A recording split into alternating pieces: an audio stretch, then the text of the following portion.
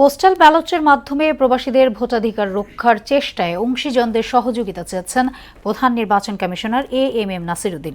Ballot পেপারে প্রতীকের সারি তৈরিতে পক্ষপাতিত্ব করা হয়নি বলেও উল্লেখ করেন তিনি। সন্ধ্যায় রাজনৈতিক দলসহ অংশীজনদের সঙ্গে মতবিনিময় শেষে তিনি এসব কথা বলেন। এদিকে আদালতের রায়ে ঢাকা 15 আসনে প্রার্থী তালিকায় পরিবর্তন আসতে পারে বলে জানিয়েছেন রিটার্নিং কর্মকর্তা। এমআর আসাদের রিপোর্ট।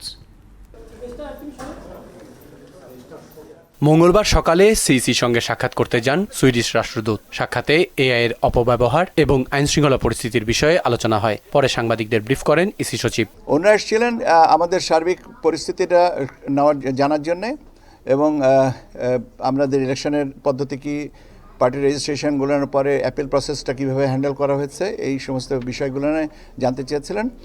এবং সে ব্যাপারে আপনারা যতটুকু জানেন, আমরা যতটুকু জানি, আমরা তাদেরকে বলেছি। মনোনয়নপত্র প্রত্যাহারের শেষ দিনে আদালতের রায়ে ঢাকা 15 আসনে প্রার্থী তালিকায় পরিবর্তনের কথা জানান রিটার্নিং কর্মকর্তা। আমার ঢাকা 13-15 আসনে এখনো পর্যন্ত কোনো প্রার্থী লিখিতভাবে ওই ধরনের কোনো অভিযোগ দাখিল করেন নাই। এদিন বিকেলে নির্বাচনের অংশীজনদের কাছে পোস্টাল বিডির তথ্য তুলে ধরে ইসি। সেখানে প্রধান নির্বাচন কমিশনার বলেন, প্রবাসীদের ভোটের রায় দেশের নেতৃত্বের নির্বাচনে ভূমিকা রাখবে। আমরা অত্যন্ত সাহসিকতার সাথে এই রিস্কটা নিয়েছি, নোয়িং ফুললি ওয়েল যে এর মধ্যে বহু ঝামেলা আসবে, বহু চ্যালেঞ্জ আসবে, এবং আমরা একটা অজানা এরিয়াতে ঢুকে পড়েছি।